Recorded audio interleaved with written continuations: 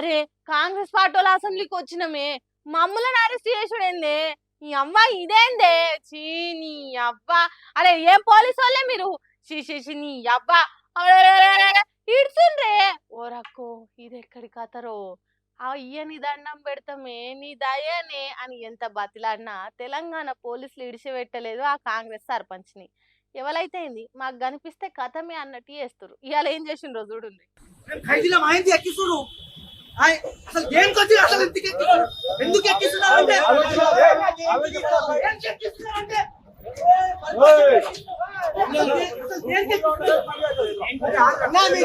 Sir మీరు చూసిరా sir చూసిరా సార్ మీరు అసలు దేనికి ఎక్కినా చూసిరా సార్ దేనికి ఎక్కిస్తున్నా చూసిరా లేదు బండి కాదు సార్ చెప్పండి సంబంధమే లేదు. క్యాటరింగ్ ఉందంటే క్యాటరింగ్ పోతున్నాం మీరు ఎందుకు పని పట్టుకొని పోతారు? చూసిండ్రా క్యాటరింగ్ పోయేటోళ్ళని కూడా వదిలిపెడతలేరు తెలంగాణ పోలీసులు. అంటే రోడ్ల మీద జనం తిరుగుడు కూడా పాపమే అయింది కదా. ఇడిచిపెట్టుండ్రి సారు మా పనులేందో మమ్మల్ని చేసుకొని ఉండని ఎంత చెప్పినా బల్మిట్కి వ్యాన్ ఎక్కించిండ్రు. కథలు చెప్పకుండ్రి కహానీలు మాట్లాడకుండ్రి అన్నట్టు లోపలికి నెట్టి తలుపులు వేసిండ్రు. మేము ఉద్యమాలు చేసేదానికి వచ్చిన వాళ్ళం కాదు ఇడిచిపెట్టుండ్రి అన్నా కూడా ఏం లేదు.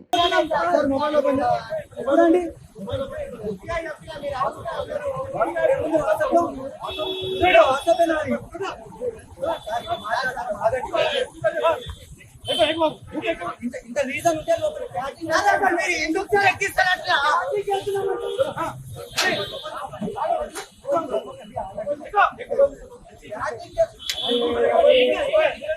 వాట్సాప్ చెక్ చేసినాక కూడా వ్యాన్ ఎక్కించిండ్రు. ఊరడిగి పేరడిగి జేబులన్నీ దడిమి ఏవింత ఎరగని పసిపోరడి బట్టి గొంతు పిసికేసిన గోసల రాజ్యంబు అని గోరేటి ఎంకన్నా సంతపాటలు లేపినట్టు చేస్తున్నారు తెలంగాణ పోలీసులు. కంటి కనిపిస్తే చాలు లోపటేసుడే అన్నట్టు చేస్తున్నారు. తెలంగాణ రాష్ట్రం వచ్చినాక ఎన్నో అసెంబ్లీ సమావేశాలు జరిగినాయి, ఎన్నో పోరాటాలు చేసిండ్రు. కానీ ఇంత ఘోరంగా పోలీసులు చేయలేదు. అరే క్యాటరింగ్ పని చేసుకునేటోళ్ళను పట్టుకొని పోవడింది. సరే అలవాట్ల పొరపాటు అన్నట్టు పట్టుకున్నారని అనుకుందాం. వాళ్ళు చెప్తున్నా కూడా పట్టించుకోకుండా పోలీస్ వ్యాన్ ఎక్కించుడైంది. కాబట్టి పబ్లిక్ మీకు చుట్టుపక్కల ఏమన్నా ధర్నాలు జరిగితే అక్కడ అసలే ఉండకుండ్రి. కాలినడకన అసెంబ్లీ దిక్కు అసలే పోకుండ్రి. ఏ పోలీస్ వ్యాన్ వచ్చి ఎక్కడికి తీసుకుపోతారో తెలియదు. అంత ఆగమాగం పర్సన్ అవుతుంది. పైలమ్మల తెలంగాణ పోలీసుల తీరు జర మంచిగా లేదు, జాగ్రత్త. రాజకీయాలు అన్నప్పుడు సవాళ్ళు ప్రతి సవాళ్ళు ఉంటాయి. ఐసా అంటే పైసా అనుకుంటారు. నీకు దమ్ముంటే ఇది చెయ్యి అది చెయ్యి అని తోడలు కొట్టుకున్నంత పని చేస్తారు. నువ్వెంత అంటే నువ్వెంత అని తీసి పారేస్తారు. కానీ ఫస్ట్ సవాల్ వేసిన వాళ్ళని కూడా మాట్లాడకుండా చేసుడే గొప్ప. అదే చేసిండు మాజీ మంత్రి హరీష్ రావు సార్. నేను కొడితే అదోలా ఉంటుందని వాళ్ళు వీళ్ళు చెప్తే తప్ప నాకు కూడా పూర్తిగా తెలియదు అనే cinema dialogue తీరుగానే Harish Rao sir CM Revanth రెడ్డికి కళ్ళు బయర్లు గమ్మే ప్రతి సవాలు ఇచ్చిరిండు. ఎవరో వచ్చి నా మీద పోటీ చేసి గెలుచుడెందుకు, వాళ్ళని నువ్వు మంత్రిని చేసుడెందుకు? దమ్ముంటే నువ్వు వచ్చి సిద్దిపేటలో పోటీ చేసి గెలు. అప్పుడు తెలుస్తుంది బీఆర్ఎస్ పార్టీ దమ్ము ధైర్యం ఏంటిదో.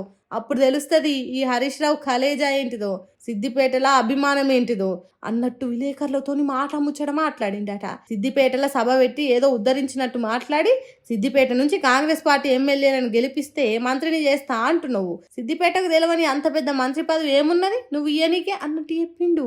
సిద్దిపేట ట్రాక్ రికార్డు తెలవనట్టు అట్లెట్లా మాట్లాడిండో రేవంత్ రెడ్డికే తెలవాలి. బీఆర్ఎస్ పార్టీ పుట్టినప్పటి నుంచి ఇక్కడ కారు గుర్తు పార్టీ తప్ప ఇంకొకటి గెలిచిన దాఖలాలే లేవు. ఒకసారి 1,00,000, ఇంకోసారి 1,20,000, మళ్ళొకసారి 1,10,000. ఇవన్నీ హరీష్ రావుకి వచ్చిన ఓట్లు.